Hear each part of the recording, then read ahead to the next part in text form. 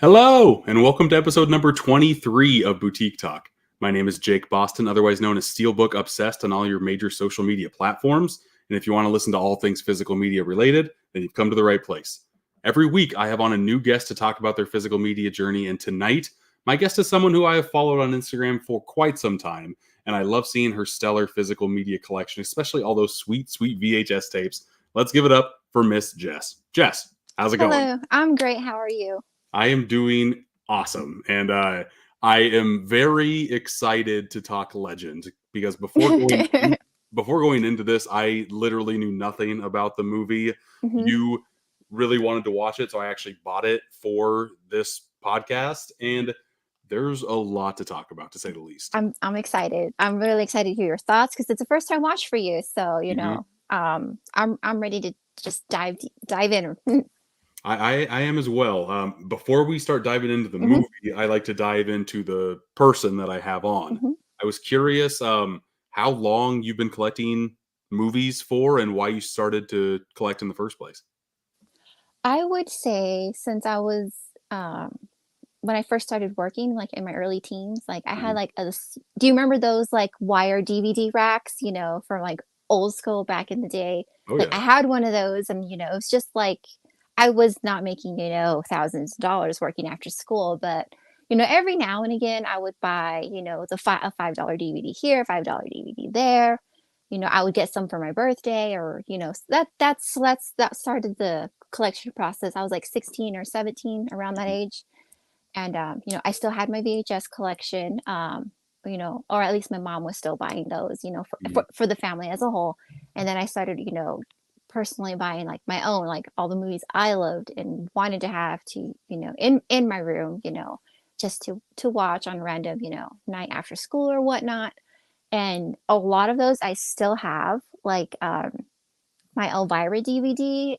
It's always such a fond memory because I remember going into Walmart with my baby sister, and I think it was right around the time Walmart had just started putting out their $5 DVD section, and it was Elvira, Mistress of the Dark was there, Right. and I was like, cool, like let's watch this, and she had never seen it, and I was like, we're gonna watch this. It's gonna get us ready for Halloween, and we go to check out, and the cashier was I would say it would be safe to say that he was homosexual. I was like, Mhm. trying to look for the right word, and then he was like, he picked it up, and he's like, "Oh my God, Elvira, girl, I gotta go get this in the back." And I'm like, and so even to this day, my sister and I still talk about that moment. So there's just little memories like that of just even buying a movie. So they're Right. like, oh, remember that one guy that when we went to go buy Elvira? Like that was like so long ago. It was like 20 years ago, but still, just little memories like that. Um, and so now it's immersed into something that that you see behind me, like Right. VHS, DVD, Blu-ray, all that sort of stuff. And now I collect as an adult, in my years now, I collect like what mostly like interests me, Mhm. and the genres are mostly, of course, horror, thriller. I would say drama and chick flicks. I'm not sure if I Mhm. don't. I'm like trying to think like, do I have that many? But I don't know. A little bit of comedy, but like horror, thriller, and drama are like my three main things that I collect for in my collection. Sure. I don't talk about chick flicks that often, and I was always super against them, like just being a boy about it. Just like I don't want to watch this, Mm-hmm. whatever. Um, 13 going on 30 was like the one that I started watching. And I'm like, oh my god, I love this. I cannot get enough of that movie. But then That since movie was then, so fun. yeah, it's a blast. Jennifer Gardner's great in it. But yeah, ever since then, I've been open to it, and yeah, some of my favorite just like experiences in like watching something that came out when I was a kid, watching them like way down the road, and just like, wow, I cannot believe I've never seen When Harry Met Sally until a couple of years ago. Like, what's wrong with me? That's such a classic movie. I have not seen that movie, so don't feel bad, okay? And that's the thing. Like, you were talking about Elvira, Mistress of Hmm. Darkness. Have not seen that movie. Again, did not see Legend until this week. Like, it's just so many people are like, "Oh, you haven't seen that movie? I can't believe it." I'm like, "There's only so many movies you can watch in a Hmm. lifetime, and hopefully, you get around to watching ones that you know are good." And that's half the reason why I like having a collection behind me too. just because, and that's part of the reason why I started the podcast. It's nice to pull a random movie off the shelf that someone else has recommended to you and Hmm. just thoroughly enjoying. Yes. It's the best. You talked about collecting VHS tapes, and Yes. on Instagram, I always love the stacks that you show. Like that. Oh, That's just, yeah, I could watch you post those all day. Um, is uh, is that a certain format that you like to collect for most, as opposed to like the DVD, Blu-ray, 4K side of things? currently, I think I see that more so now, and I think it's just because like right now we're in that VHS resurgence, Hmm. and so I feel like I think it's just made a comeback, just like back when vinyl did. Hmm. But I've been collecting for it for a while, because like I look at my collection over there, and I'm like, none of that I would be able to find at a Savers or a Goodwill today, and if I did, it would be like it'd just be an astronomical price that I wouldn't pay. Hmm. Like, what do I have over there? Let's see. Like, I don't see Jeepers Creepers anymore. Like a year or so ago, I would find like I'd be tripping over like 3 or 4 copies of that. Hmm.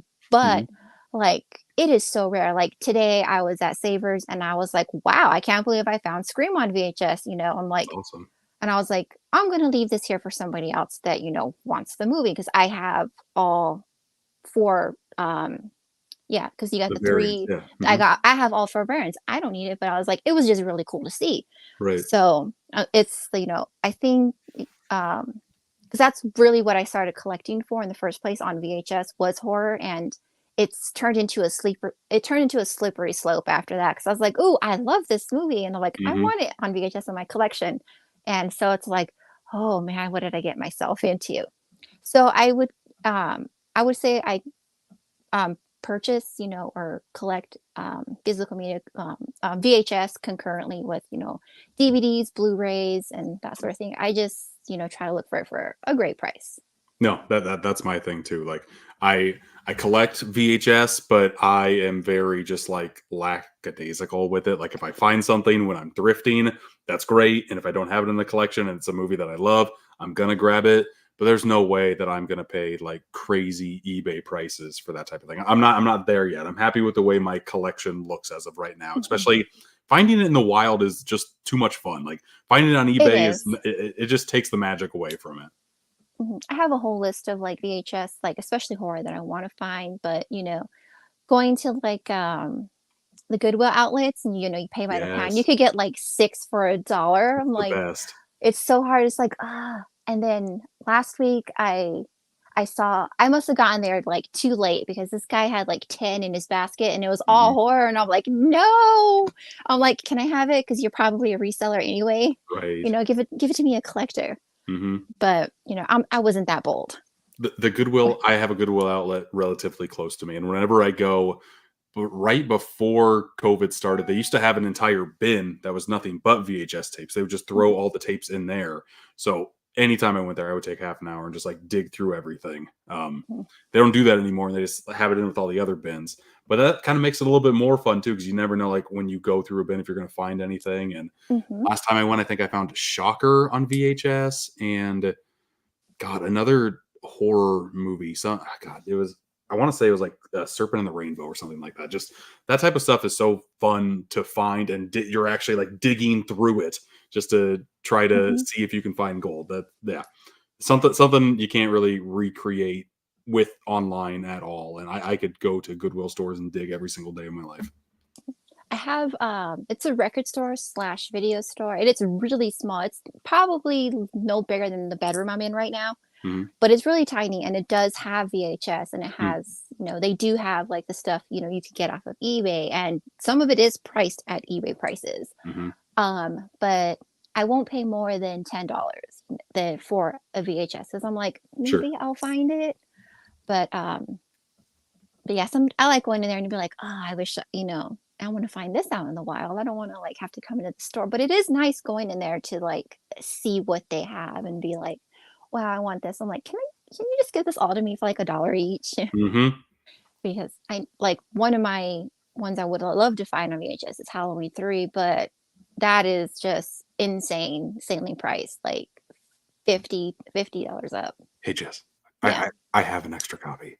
Oh, you do? Yeah, so Ooh. we'll talk We'll later talk. after this. Okay. Yeah, Okay. again, and I just found it in the wild digging and stuff. So, and the only reason why I have it twice is because I don't catalog my VHS tape. So I have like a horror section that I remember off memory, but I totally forgot that I had that movie. So I saw it again. I'm like, yep, Oh. that's mine. Yeah, Hmm. I would be the same way. I've done that before. I'm like, dang, I already have this movie. And I'm like, oh well, or I actually there's a local artist. He actually did my custom Scream VHS where he Oh, took that's the tape cool. out and he Yeah. put Here, he painted. let me make you big here. Okay. Yeah, He cool looking. he did that for me custom, and it was just like an extra one I found at Savers for $1, but I ended up the day I went to drop this off or pick it up, I don't remember. I gave him a whole stack of like Universal Monster VHSs I had as doubles, Hmm. and he was gonna do artwork out of this and sell them as pieces that he usually does, Sure. um but yeah, so that's what I did with my doubles and that I had. So I ended up just giving them to him so Yeah. they wouldn't just end up in a landfill. Like let's just try to do something with these. Yeah, and that happens with so many of them. And I mean, some making something into something completely new and original and actually stand out in your collection, very, very, very cool to do. Hmm. I'm kind of envious of that. I wish there was a local artist I knew around me that could do that with some of my doubles because that'd be very cool. Oh, it's a great piece, and it's just Yeah, especially that one. right. No, absolutely. Um, let's see here.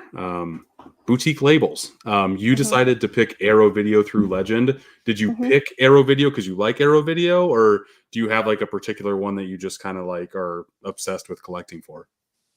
I would say I have the most Arrow and then Criterion in my collection, Hmm. but other like those are the two. Like I guess you know I would say they're like the standard, I guess, boutiques nowadays that Hmm. I have.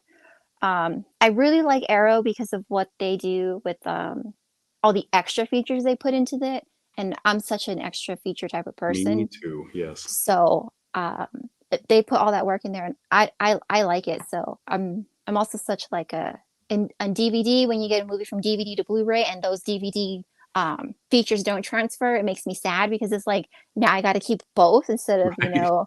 just keeping the Blu-ray. So it's like, and then I'm like, well, why don't I just sell my Blu-ray because I'm gonna go for the DVD opposed to Blu-ray. So I Hmm. mean, I don't know. I have several copies of movies for that reason because it's like, but I want to watch the special features. Right. I've been mainly focusing on collecting Blu-ray and 4K, but I do have like 250 DVDs that I have kept specifically for the special features that are on them because that's one of the main reasons why I loved collecting physical media in the first place.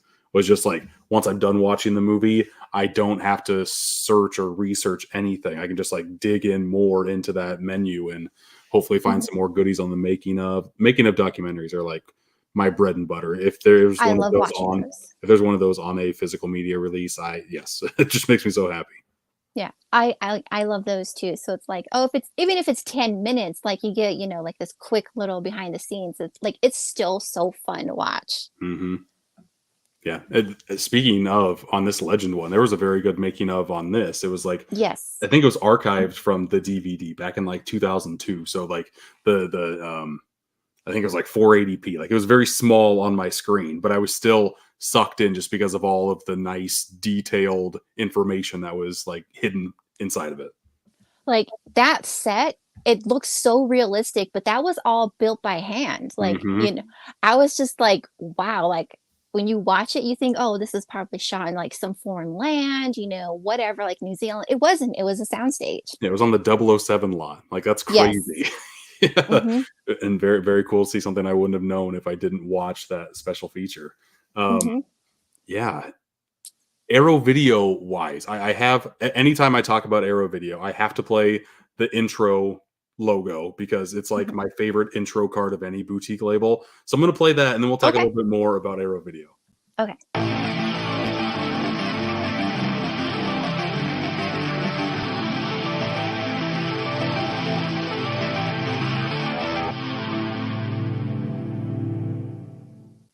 That hits so hard. Just that music. Yeah, I'm ready to watch a movie whenever I hear that music. It has a little bit of 80s, feel to it. Yeah, it does. So, because it's just like all, yeah. And the sad part about it is that like I want to say starting this year, they actually changed up the logo, like the intro card.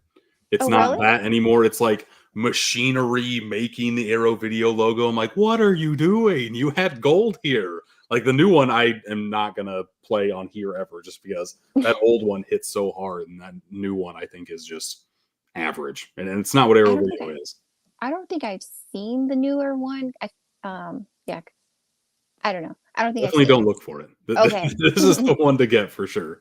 Okay. Yeah. Well, you say you collect a lot of Arrow Video stuff. Are there any certain sets that you like more that kind of stand out in your collection?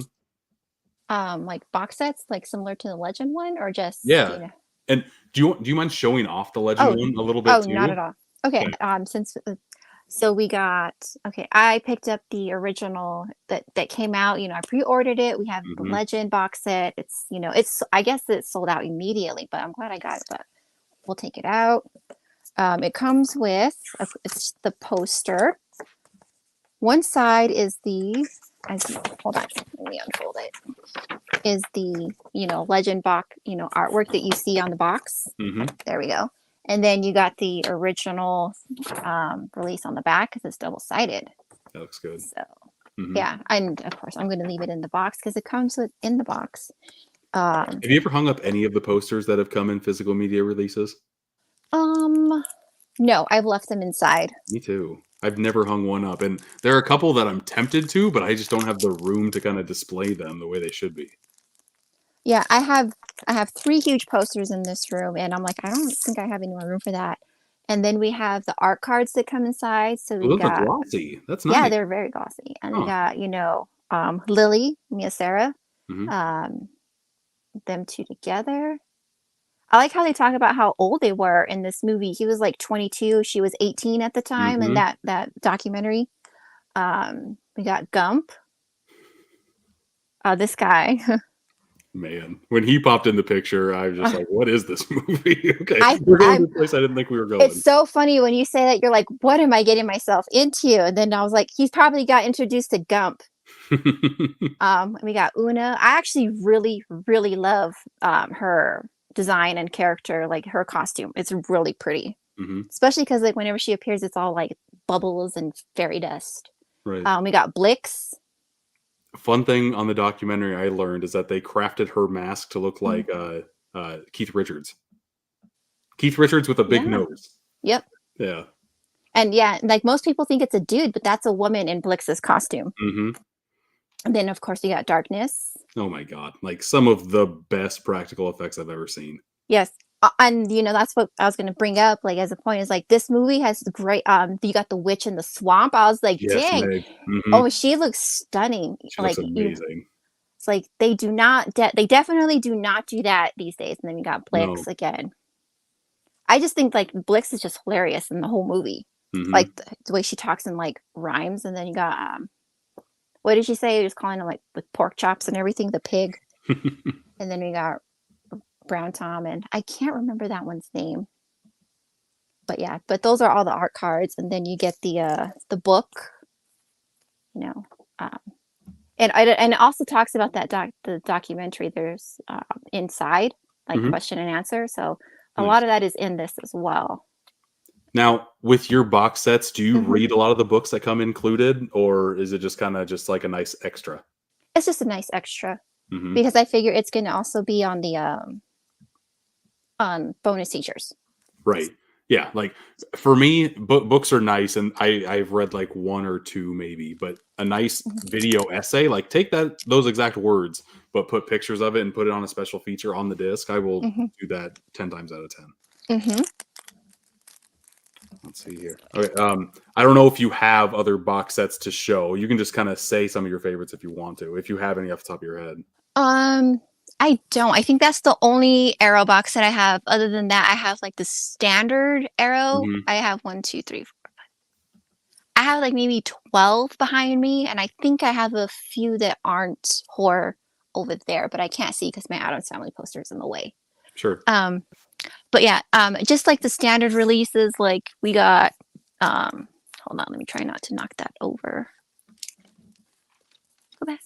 Like Hellraiser, I got it without the slip when I ordered Mhm. it. But like, I just mostly have these. That's the only box that I have because it's like one of my favorites. But Right. you know, that other than that, I have like Arrow releases like that. I think Arrow Video cases, like, they're the main boutique label that you can not have like a box for, even a slipcover, and they look really nice and uniform on a shelf Mm-hmm. with the thicker cases too. I really like the way they look. Yeah, because I have um let's see, I have Elvira, Lover's Lane, and Alice, Sweet Alice, and the Stylist. Those are the ones I have that I was when I bought them. It still came with slipcovers. When I bought these, they didn't. I guess Sure. they ran out of print. Alice, Sweet Alice is a movie that nobody ever talks about and that I absolutely love. It's a great movie to It's watch, now in the spring because it has to do. And most, I think this is the time of year where most people get their like first Holy Communion, and right, yeah. that has to deal with that. Mhm. Yeah. Yep. Yeah, that movie needs to be talked about more. It just kept on like crescendoing into more and more crazy land, and then the ending just is just like, oh my god, what just happened Hmm. here? Very, very good. I think isn't there a documentary on Hulu, I believe, or I'm crazy, that with Brooke Shields, like her acting career in her younger days, like with her mom, and There might be, yeah. yeah. So it'd be interesting to see how, if that gets talked about in there, because Right. that's one. I think that is one of her first movies. Mhm. I want to say there was a making of on that one too, and yeah, I believe it was like one of her first like 2 or 3 movies that she signed on for. Hmm. Very, very good stuff. Let's see here. We have while you put that away, we have a few comments here in the live. Huck's here. Yep. Uh-huh. Hey, Huck. Very good. He likes Legend as well. Let's see here. What is your underrated movie pick that everybody should talk about more? Like Arrow wise, or I just would like just in say general? anything. Like any movie Anything. that you're like, why isn't this movie talked about more? I actually have one right here. Actually, I have two. I'll pull these two out. They're from the early 2000s. We got Jason Biggs in Loser. I don't know if you've ever seen this movie, I but haven't, and I grew up in that era, and that one slipped oh, by me. Yeah. it is such a, it's not his typical like raunchy comedy, but it's a Hmm. comedy, but it's also, a love interest and everything. But this movie I absolutely love. Hmm. And I, I have it pulled out because I want to watch it again, but Hmm. it is so fun.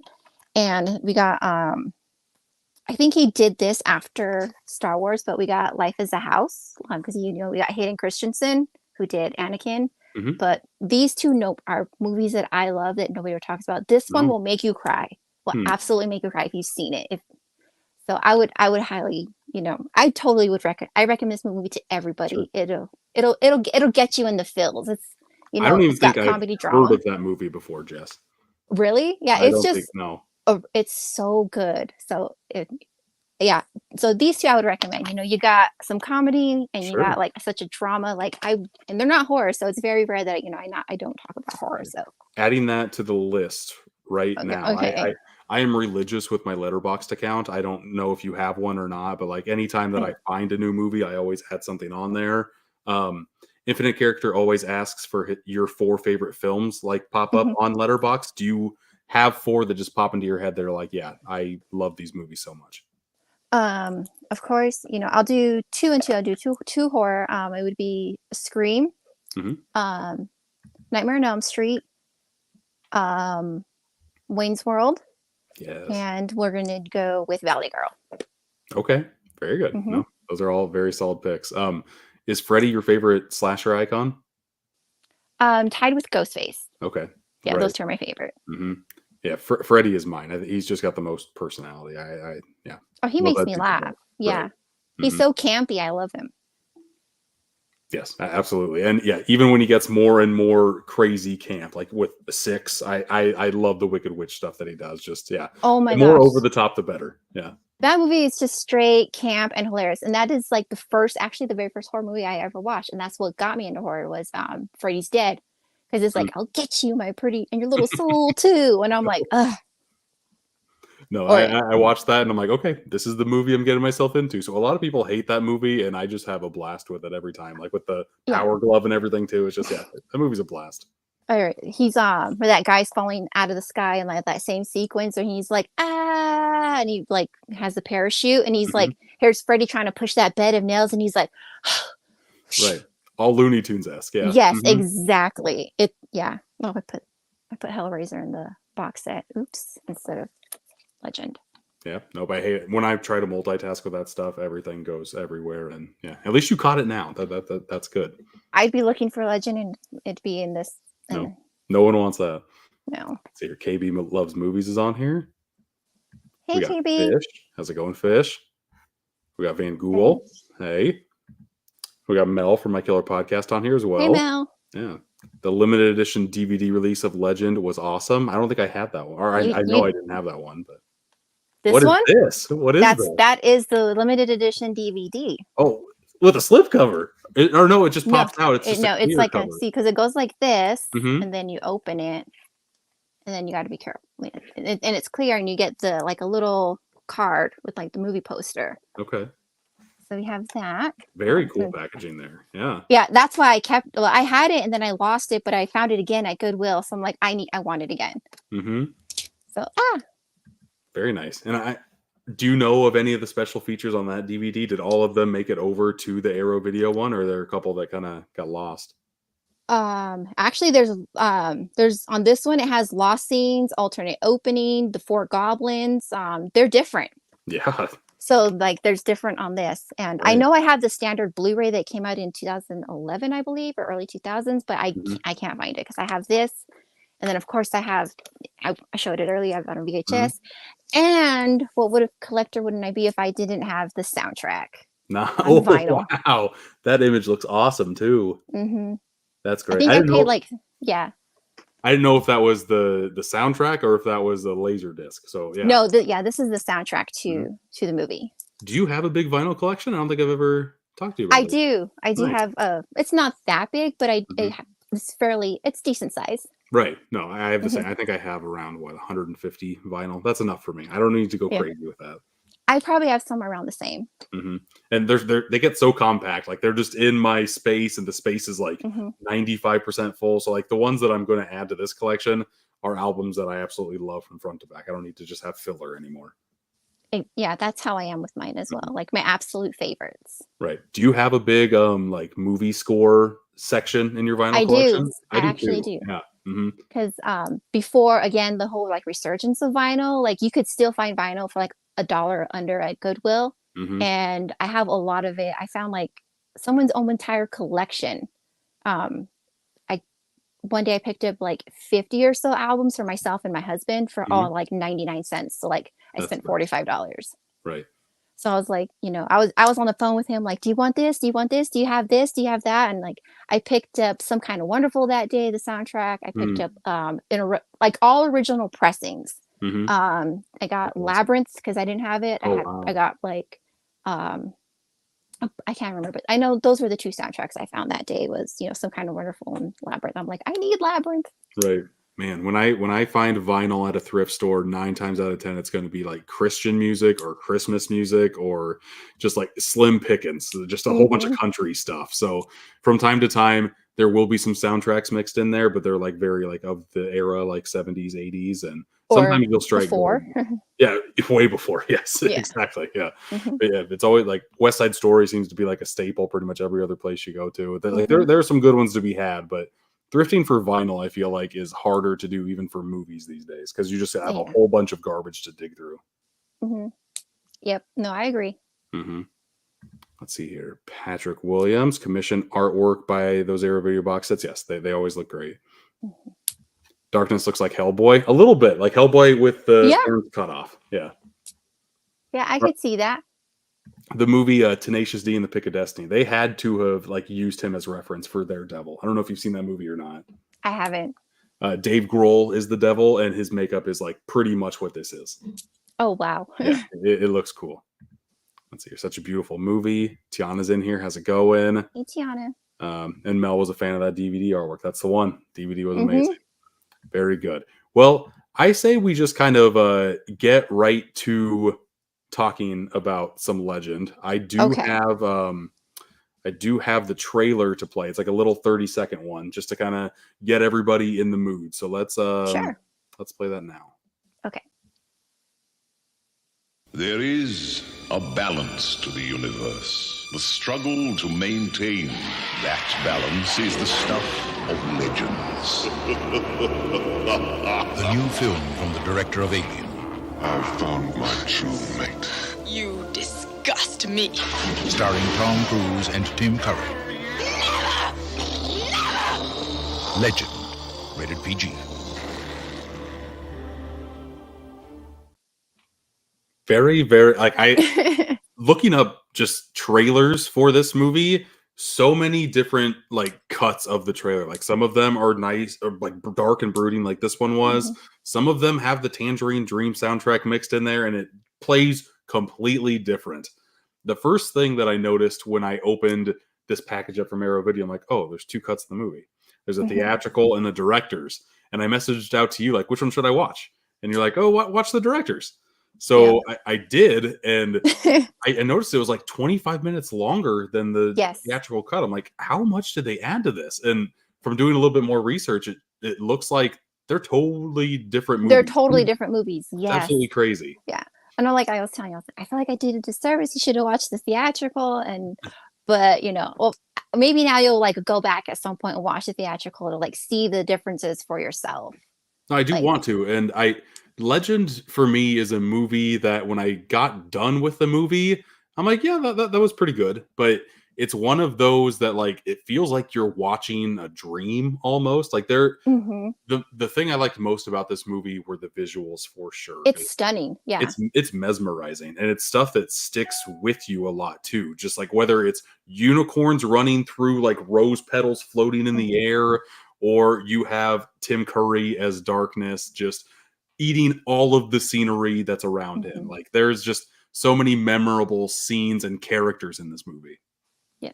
Of I was gonna say my three favorite I would say are of course Jack, Lily, and Una. Those are Mhm. like my three favorites.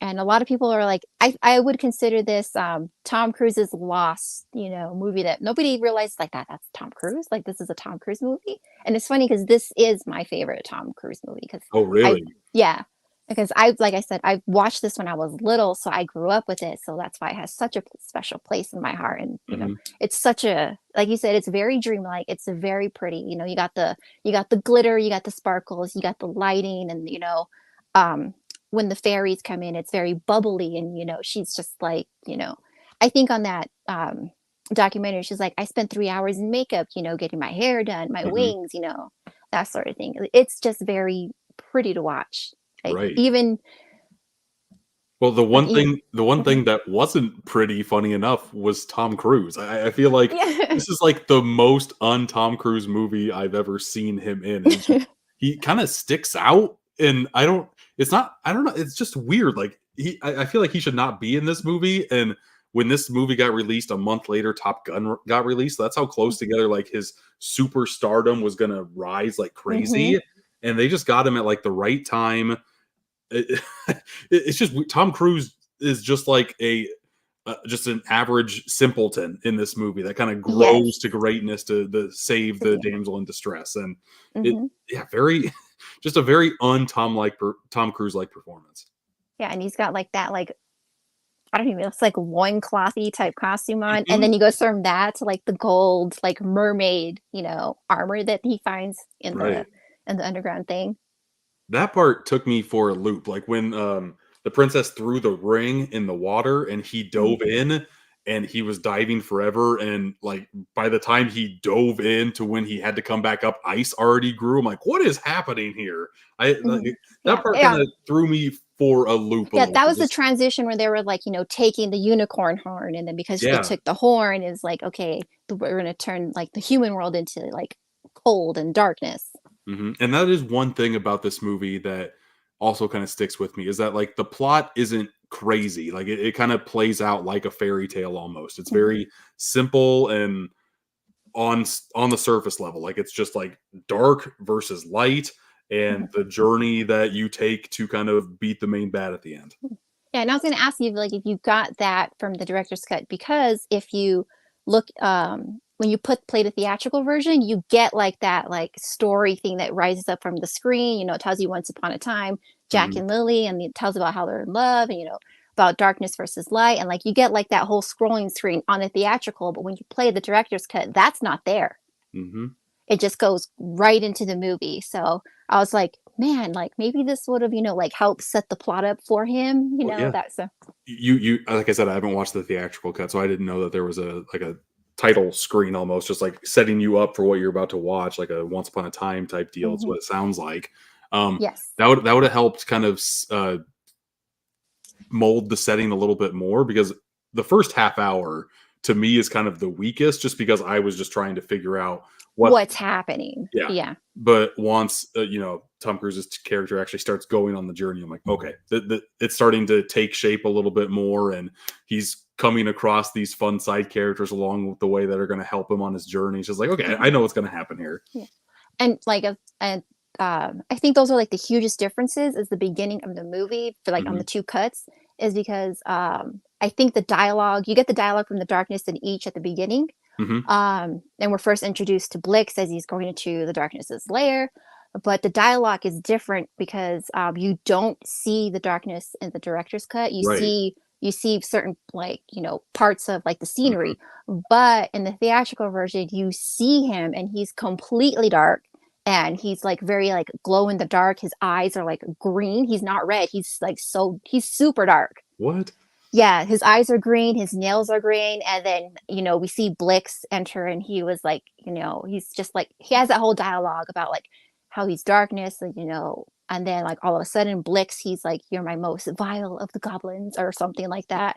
And then, you know, he's like you know, it's like this with like the knife, and he's like, "This is, you know, what vexes me, you know, Hmm. the unicorns, they must be killed."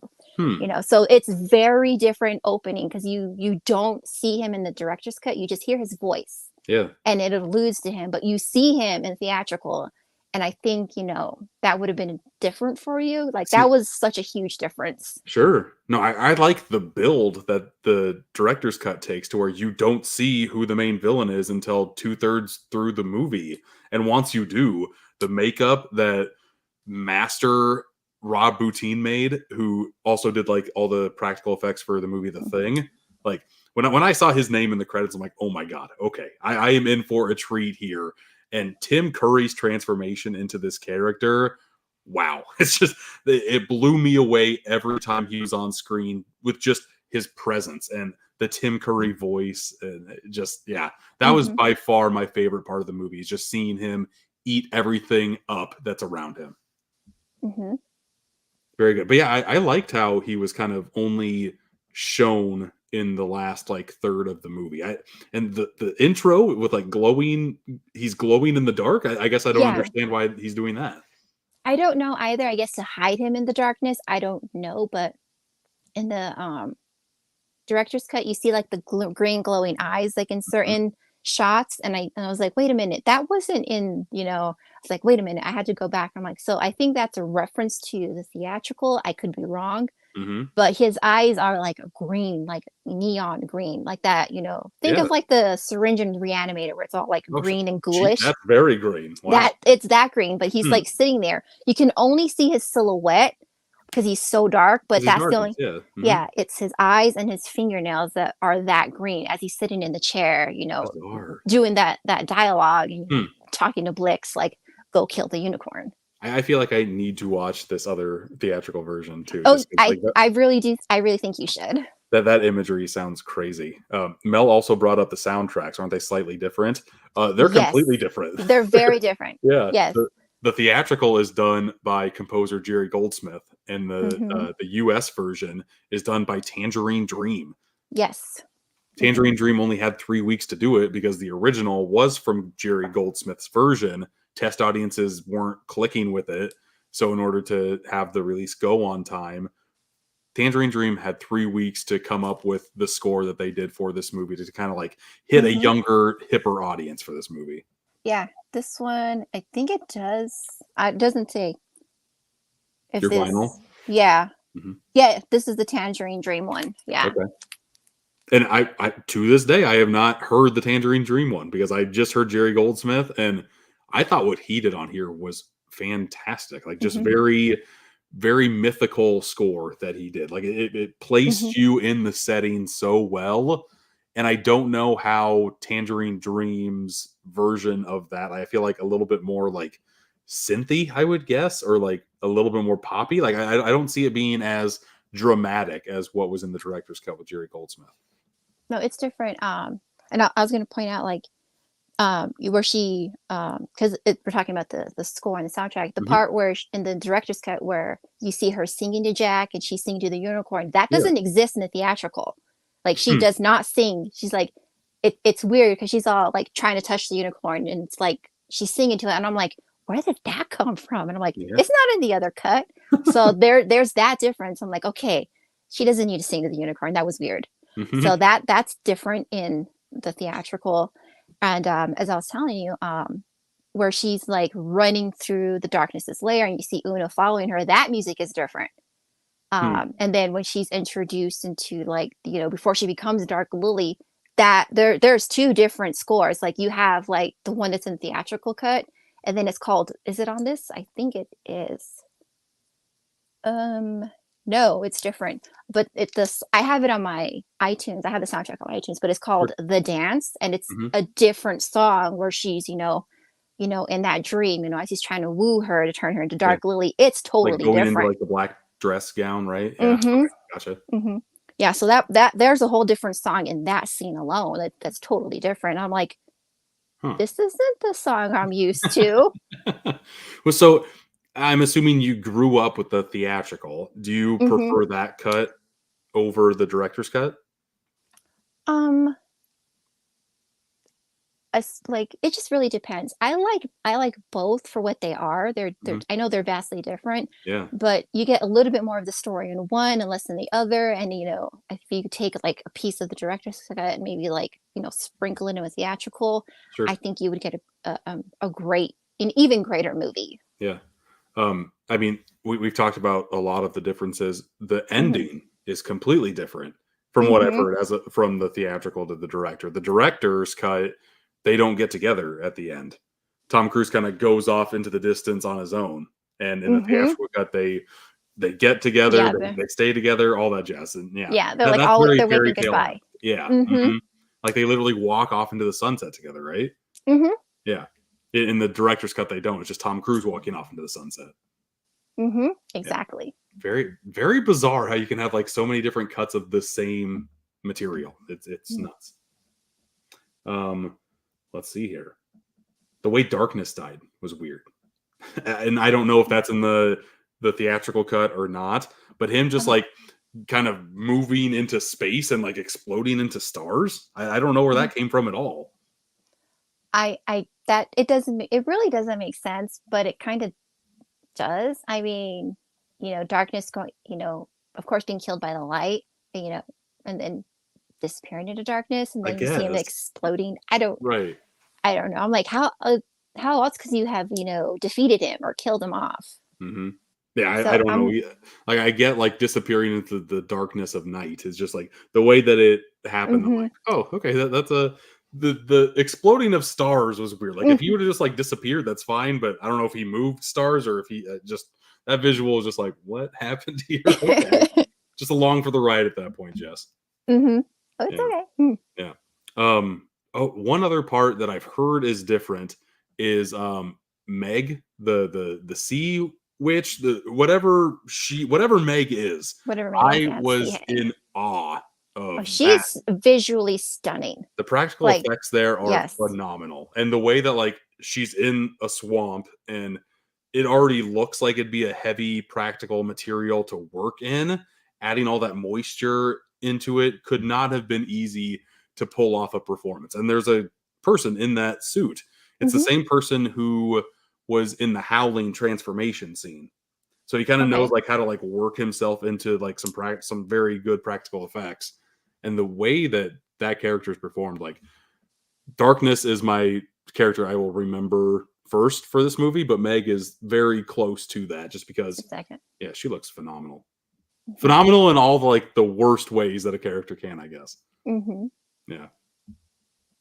I don't know. And from what I've heard, the theatrical version doesn't show her that much.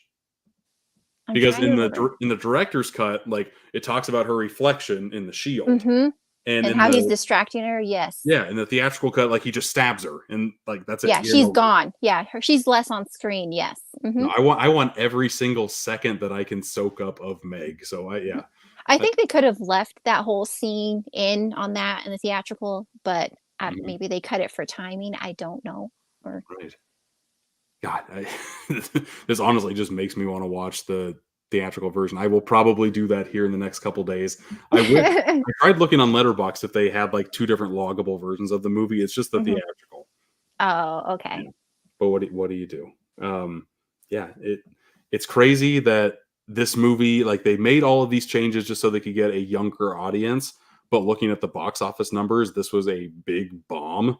Like kind of Hmm. everywhere that it went out. This came out in 1985. It ended up grossing less than what Howard the Duck made, and that was like one of Oh, the wow. biggest box office bombs ever. It's just like, it's very weird to see like all of these studio changes to try to make a better product, and none of it worked. Like I don't know why audiences at this time just were not into this movie. I guess they didn't get it. That Mhm. would be my guess. I'm not sure. It must have grown in like home video releases because that's where you kind of fell in love with That's it, right? where I fell in love with it as a kid. Yeah. Watching it at home, and that's where I watched it. I didn't know I was one when it came out. There's no way I could, watch this in 1985. Right. So what is it about this movie that kind of like left its stamp on you? The whole like, the damsel in distress. Well, I'll talk about Dark Lily in a second. Because I have a fun fact, and I have if you, I want to touch on that for a minute. Hmm. And of course, the whole like adventure, the fantasy uh aspect of it. Just like I'm very much a damsel in distress type of person. Like I love that story arc of a character. You got I would say Lily, Dark and regular Light Lily are like one of my favorite, female characters from the 80s. We'll just say from the 80s because I have lots of favorite female characters. Hmm. But hers has always, when I first watched this movie, has always stuck with me Hmm. since I was little. Because I just thought, wow, she's a princess. She has a love of her life, and she just wants to be happy. And I'm like, okay, that's cool. And then like,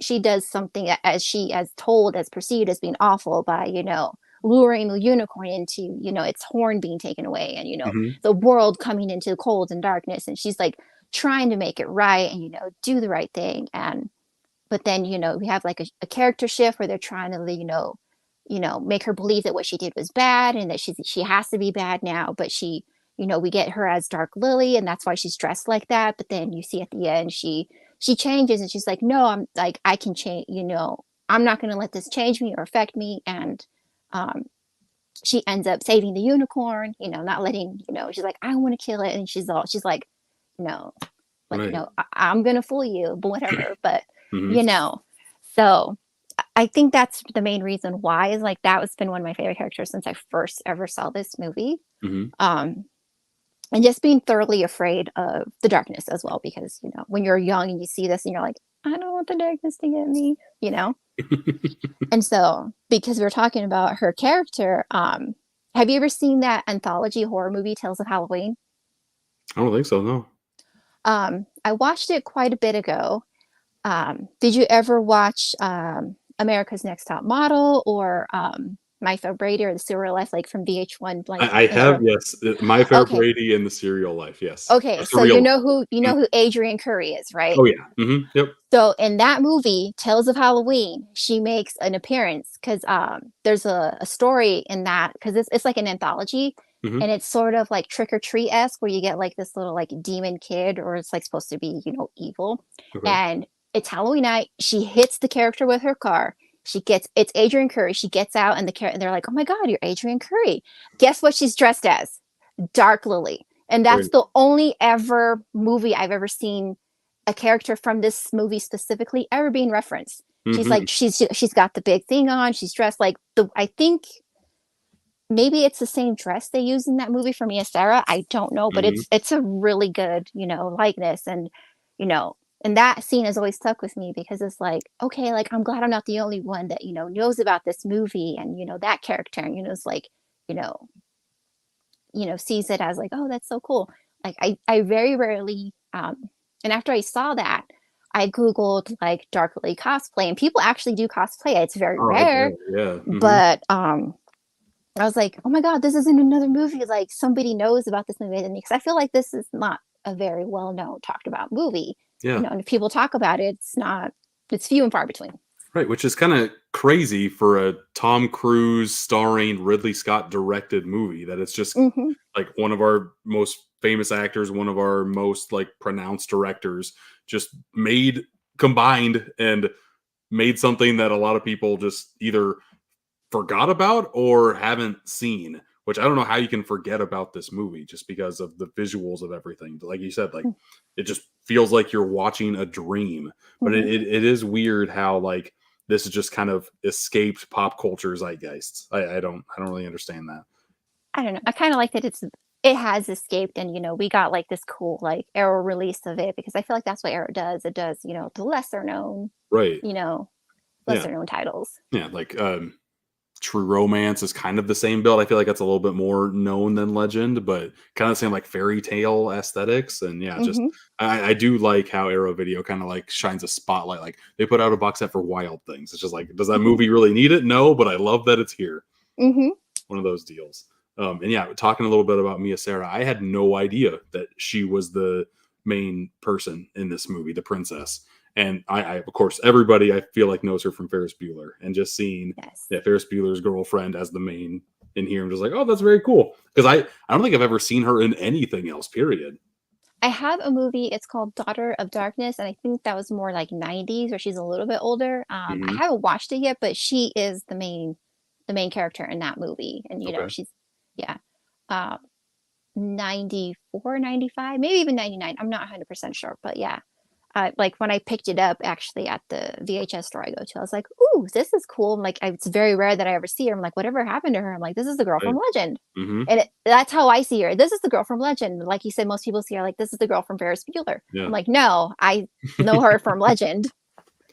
Man, I've probably seen Ferris Bueller 25 times. And yeah, that's just where my brain goes. But to Hmm. see her pop up in anything else, I'm like, oh, okay, this is great.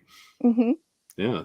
Um, and yeah, I think that's like the main takeaway that I took away from Legend is they're just like they put in a lot of my favorite things, and I feel like just visual wise, that's what's going to stick with me most from this movie. And just putting Tim Curry in anything is just going to make that movie better.